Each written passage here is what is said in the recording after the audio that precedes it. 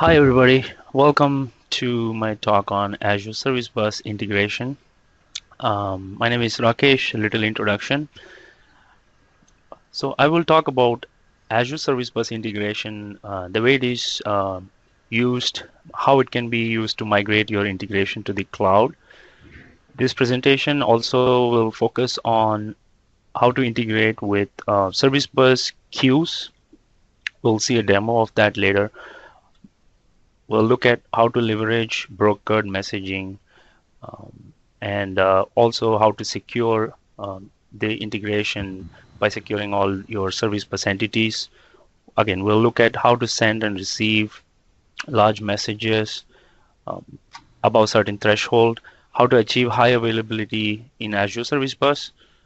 A typical use case for Azure Service Bus that I would like to present in front of you today is, let's say you have a enterprise application running on premise and you company decides to move some of it onto the cloud, but still want to keep all the data in the enterprise database. And let's say you have a figure out how to keep the data sync between your cloud application and your on-premise application, then Service Bus is your friend. Uh, you can use your this Service Bus for keeping sync with data between your cloud and on-premise applications. Let's say you moved all the your website to the cloud, their data enterprise database is still on premise, then Service Bus can be used as a temporary storage for routing and moving your data in between the cloud and the on-premise. So with that, let's kick it off. Um, Here are the different features of the Service Bus, the good, the bad as well. Some of the features, as you can see here, are to our advantage, such as there is up to 5 GB in each queue of storage. Service Bus can be secured using Windows Access Control Service. Service Bus offers unlimited message time to live. It is guaranteed by the Azure service level agreement. And the next 2 points here in the bottom can be seen as a disadvantage to a certain extent. The Service Bus queue only allow up to 256 kilobyte in each message. Anything above that, there is not allowed per message. Also, there is a little latency due to network. These are some of the different features of the Service Bus, and now let's move on to see how we can connect to the Service Bus queue. The way we connect to Service Bus queue is using the Service Bus API. This main thing to know about Service Bus API is that it has got two important components. One, brokered message. The other, the client. So what is brokered message? A brokered message is a Service Bus entity that is passed to and from the Service Bus. When you instantiate your application, you will create a new brokered message to send to the queue. Next comes the client. A client is the means of communication connection between the Service Bus and your application. So you will pass in your connection string to the Service Bus, and the client can be used to then send the brokered message. Some important feature to know about Service Bus API is something called as message session. A message session actually allows for grouping of messages into a single transaction. So think of it as a transaction in SQL. The different messages that you send to the Service Bus inside the transaction will be considered as being related with within the session. We will take a look at this later in detail as we progress here. Brokered message represents the unit of communication between the Service Bus clients. These are the different properties of a Service Bus brokered message. In this slide, you will see the different properties of brokered message that are relevant to a publish subscribe mechanism So let's look at the first property here, session ID. Session ID is the identifier of the message in the session. I like to give you an example between a bank and a customer. Bank being a service person, your customer being the client. The session ID can be considered as your account number. So the way you will identify your message or your account is using the session ID. The similar in the same fashion, reply to session ID is also an important property of brokered message. It is used for correlating the request message with the response. So when a bank, for example, sends you a bill, credit card statement, it puts the account number on the credit card statement, which tells you, that is the customer, to write a check back to the bank with your account number on it. So it is the way of telling the service bus clients that I need the session ID back sent to me so that I can correlate your messages. And let's look at reply to property, which is used as the sending address of the queue that the receiver will reply to. Think of it as an envelope with the address of the bank on it. So you just write your check and put your check into the envelope and put a stamp and you send it to the bank. So the bank has already printed the address that you should send the check to. That is the reply to address.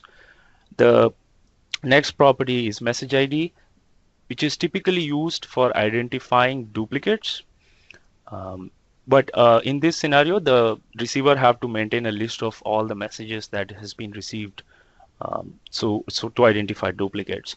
So typically we pass in values such as a GUID here. Correlation ID is used for routing messages to and from service bus. For example, if there are multiple transactions happening between the receiver and the sender, and the receiver would like to filter some messages and process them on a high priority basis, then the sender will stamp that message with a priority equal to high, and then this property can be used for routing between your service bus clients. And let's now move on to the next slide here. The different ways of securing your service bus entities. You can directly secure with access control service itself. Two, you can use outside identity providers. So in this slide, we'll look at how to secure your service bus using access control service itself. The way it works is, first the client sends the credentials, which is your issuer key name and the secret, along with the realm, that is your HTTP address of your service bus, to access control service. The access control service will provide an access token to the client. Of course, it runs rules within the access control service to identify the client, and based upon those rules, it will issue an access token with access denied or access allowed, and the client will receive that access token, and Azure Service Bus there will receive that access token. Based upon the allow or reject, it will allow the client to do operations such as read, listen, and manage. So, but as you can see, when you create a service bus namespace on Azure today, there is an option to create an access control service along with the service bus, and typically the URL for the access control service would be your service bus name dash SB, HTTPS service bus name dash sb.accesscontrol.windows.net. Now, as I said, the other way of securing your service bus namespace is using identity providers. There are several identity providers today that are supported in Azure Service Bus namespace, such as Google, Facebook, ADFS, etc. So here is how it works with securing using identity providers. The client sends credentials to the identity provider. The typically credential would be your username and your password, and the identity provider will look at these credentials and it will reply with an identity token. And these identity tokens will be sent to access control service. Access control service will have rules based upon these identity token. Could be your username, email address, um, and other possible values. The access control service will then issue the access token to perform the operations on Azure Service Bus. Now, if we compare these two methods of securing your Azure Service Bus side by side, they both are having certain advantage and disadvantage. As you can see, access control service is easy to manage within the ACS management portal. Everything can be managed within the ACS management portal. You can create multiple issuers and generate keys within the ACS management portal. It does not have any dependencies on outside services, such as having a identity provider, such as ADFS. But access control service is only a basic authentication. It doesn't provide you a robust level of authentication. Typically, a use case for this is when you would like to connect different applications with your service bus. When you're integrating partners, you will typically use access control service directly. Whereas on the other hand, identity providers is more suited for public-facing websites. The only disadvantage of using an identity provider is that you heavily rely on outside servers like Facebook or Google, and it is highly likely that those servers are unavailable, thus making your application unavailable. As I said, there are different ways of making your service bus highly available. Like any computer program, a service bus can also fail. Failures can happen in many ways, such as the underlying messaging store. There can be failures on that. Also, there can be data center outages or disasters that can take the whole data center down, thus you're making your service bus unavailable. To add resilience, to make it highly available, Azure or Microsoft recommends creating at least two service bus in different data centers, geo-replication. So one data center in East US and the other in West US, or in some other data center in the other part of the world.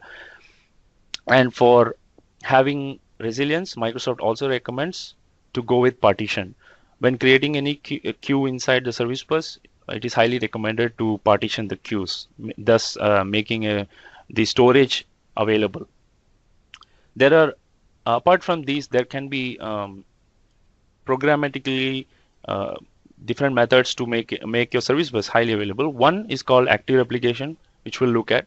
Then there is passive replication, or you can also have a durable client-side queue on premise.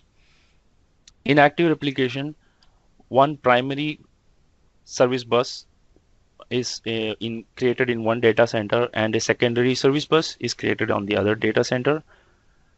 The sender always sends two messages to both the primary and the secondary service bus.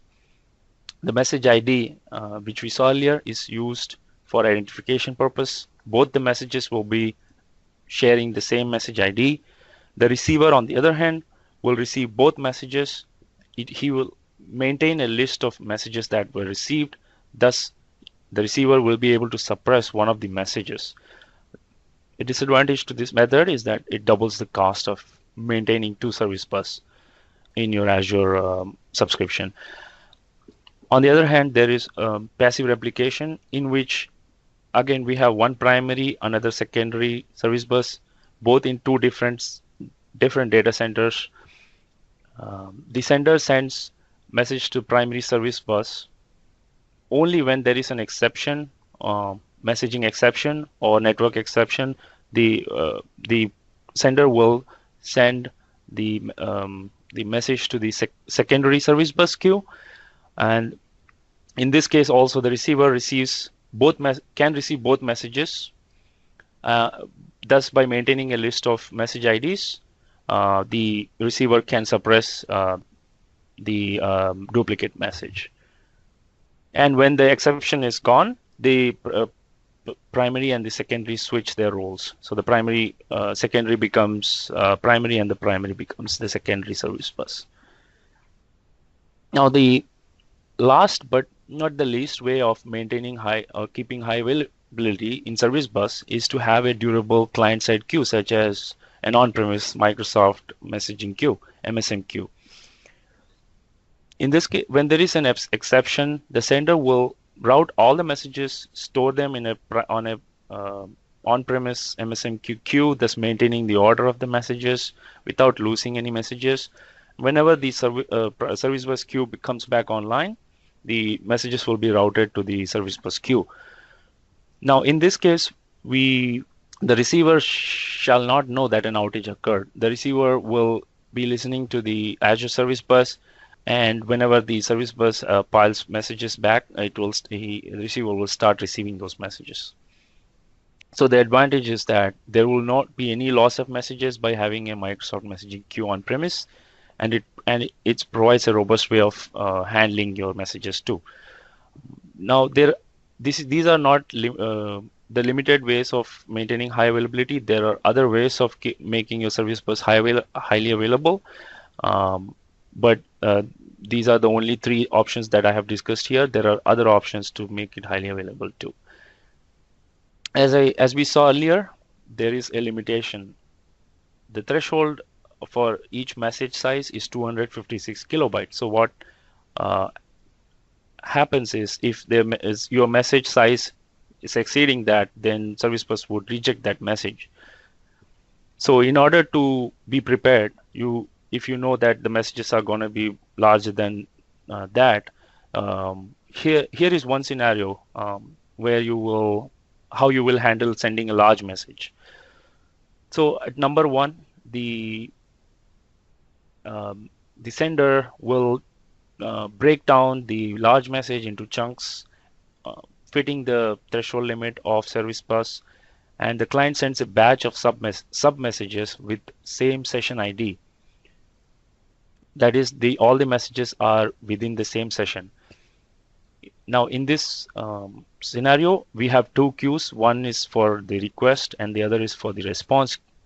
So the sender will connect to the request queue and send a bunch of sub messages with the same session ID. When the receiver, in this case BizTalk Infrastructure as Service, will receive the message, it will aggregate all the messages based upon that session ID. Then the receiver will send the response to the response queue, again in sub messages, attaching the session ID to each sub message. And the sender at number 4, the client is listening to the response queue, so it will aggregate all the response messages into one batch based upon the session ID. Now, if you don't want to take this approach, there is another approach. So before we move into the other approach, just to reiterate, so the sender splits the large message, the receiver aggregates the sub messages, and then the sender receives the response and then aggregates the response. Again, correlation is based upon the session ID. Now, the other approach we have taken is caching the large message.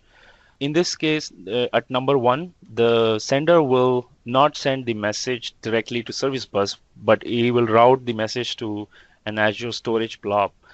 Again, on the Azure subscription. Now, the storage blob will return a blob identifier, which is sent at number 2 to the request queue. When the receiver receives the request from the queue, it goes and grabs the actual message from the blob using the blob identifier. Then receiver will do its operation, whatever it needs to perform, and the receiver shall post the response back to the same Azure blob and get the blob identifier back. And then it posts the blob identifier to the response queue at number 6. And the sender or the client will receive the blob identifier for the response and then go grab the actual message from the Azure storage blob. To reiterate what we just saw, to send a large message directly to Azure Service Bus is not an option, so we will send the message to Azure Blob Storage. Receiver retrieves the message from Azure Blob, and then receiver goes and grabs the actual message from the Azure Blob, and the receiver will post the response back to Azure Blob, and on the response queue, the receiver will post the blob identifier. Now the sender will get the response from the Azure Blob based upon the blob identifier that it got back from the receiver. I would like to quickly switch to a quick demo that I want to show here. So I'll start presenting my monitor. So for this demo, I have a script here which will create an Azure Service Bus namespace on my Azure, on Talon's Azure subscription. The name of the Azure Service Bus namespace will be Tech Talk Demo, and the location of the Service Bus namespace is East US. We would like to create a ACS namespace along with the Service Bus namespace. So the create ACS namespace option will be true. After that, we'll go ahead and create a queue on that Service Bus namespace. Name of the queue will be test queue. And this is to record the time that it takes for completion. Without any further delay, I would like to run this script.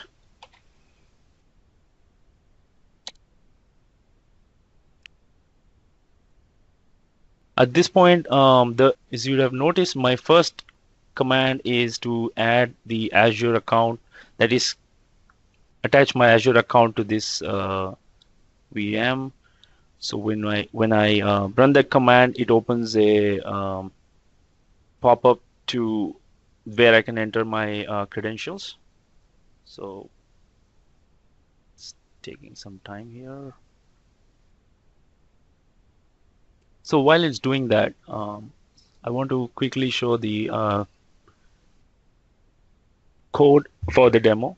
So for this demo, I've created a simple console application which will send a message to the queue, get back the response, and then the routing between the console application and the receiver is happening based upon session ID. So for this demo, the request message, I have a schema which has a few data fields such as support key field, version number, customer ID field, etc., etc. The response message will be just a Boolean value, which is right here. So the receiver is going to receive this message, request schema, and reply with true as an indication that it has received the message. So in order to facilitate that, we have a console application. The console application has a app.config file where we have specified the name of the service bus, which is right here. So the endpoint is service bus. The name of the service bus is that. And we have also specified the issuer. As we are using access control service to authenticate this application, we have specified the issuer name and the issuer shared secret key value. Also storing some names of the queues here. So the request queue is the name of the request queue is post data queue. The name of the response queue is response post queue. These are other queues that are irrelevant at this point. So let's look at the console application now. As we enter here, the first thing we do is we create a request message of this type.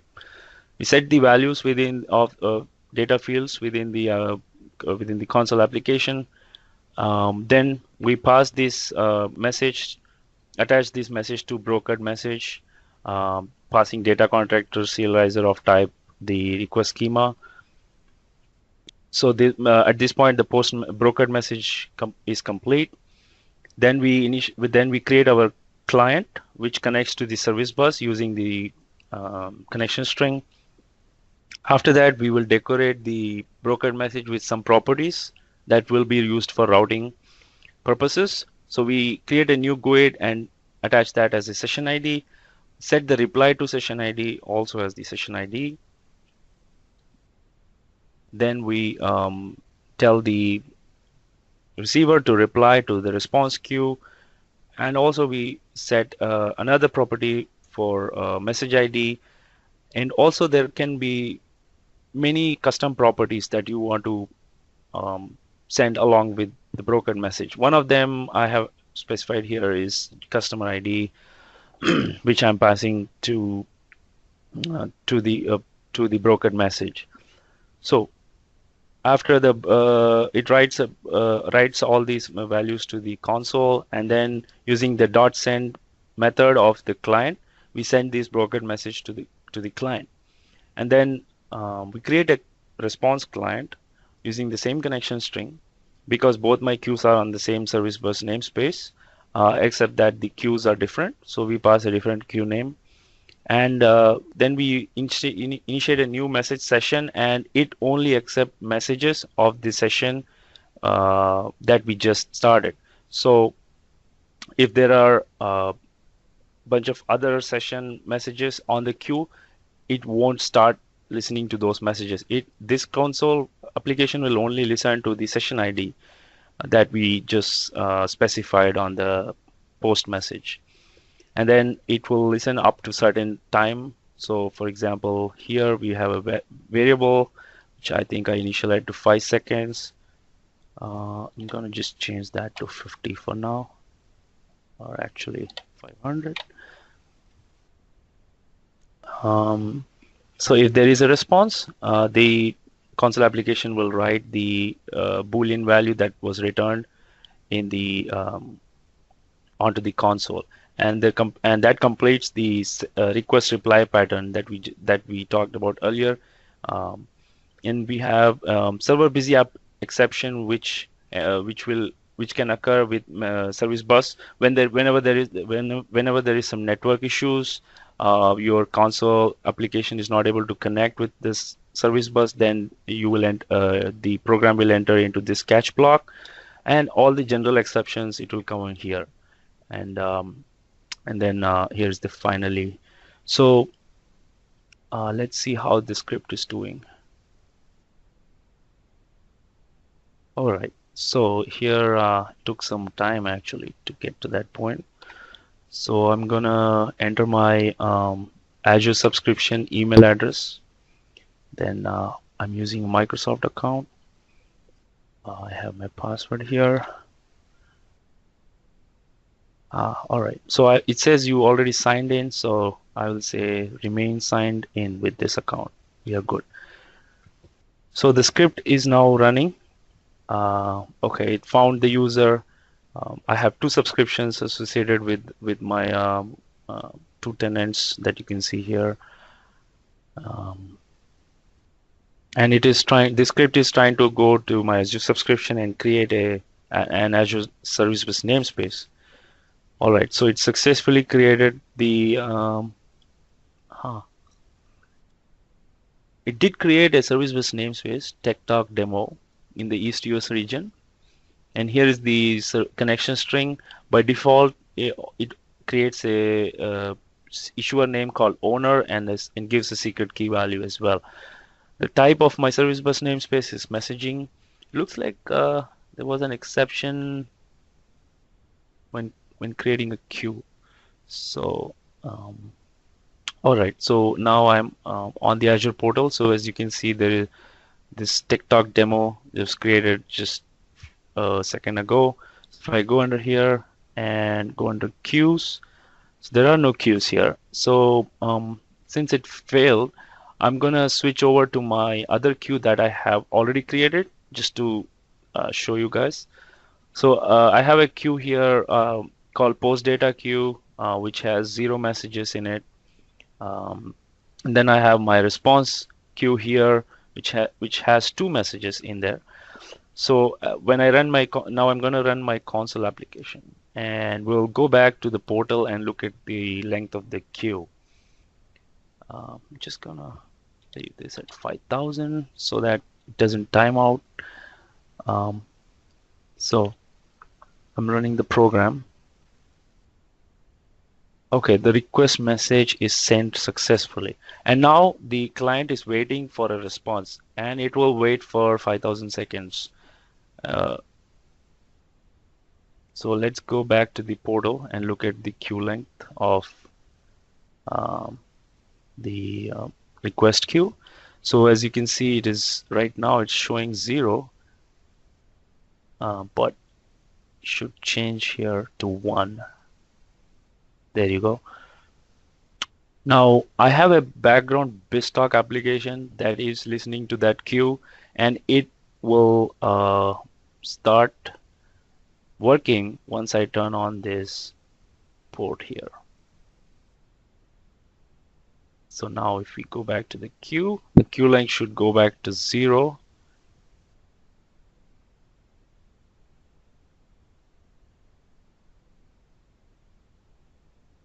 There you go. And the response will be incremented by 1. Actually, since my console application is listening, so I believe we will not see that because it's too quick. Okay, so the response was received successfully. Boolean value was true. So all the routing between the clients happened using this session ID, which, as you can see, did not change. So the message session ID has been same throughout the whole session.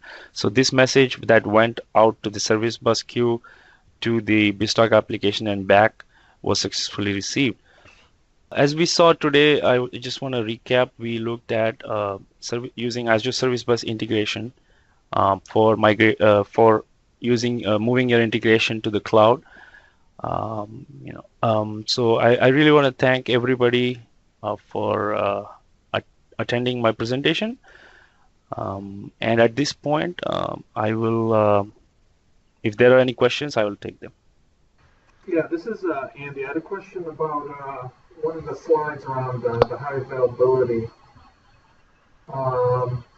The question I had was about the active versus passive replication. Yeah. I think the only issue I have with the passive replication is that it's not guaranteed high availability like the active one is, because if your sender reaches the primary service bus queue, and if it's successful, they will not send it to the secondary, but they don't know, the sender doesn't know if the receiver has communication problems with the primary service bus queue. So they could send it to the primary. The receiver might have a network issue reaching that, specific data center, for example. And then therefore the sender doesn't know that, and they won't, by not sending it always to a secondary or tertiary queue, there's a chance the receiver might not get the message, until the network issue is resolved. Or if they send it to the queue, but then the whole data center goes down, that message could potentially be lost. And I think that's why, passive could be a solution as long as you know the downside, I would still recommend clients to always use the active replication with a durable client-side queue. Yeah, very, very good points, Andy. I agree. And the last thing also is, you didn't talk about shared access signatures for authentication. I know you talked about ACS, but it seems like ACS is kind of going away and being replaced by shared access signature. I didn't know what your thoughts on that were. I agree to that. Yes, the access control service is not going away in near future, but it is going away eventually. The shared access signature is highly recommended, where the client or the applications can directly authenticate using the shared access signature. And the only thing that I believe shared access signatures do expire after a certain point. So the only downside of using that would be managing that along with all the clients.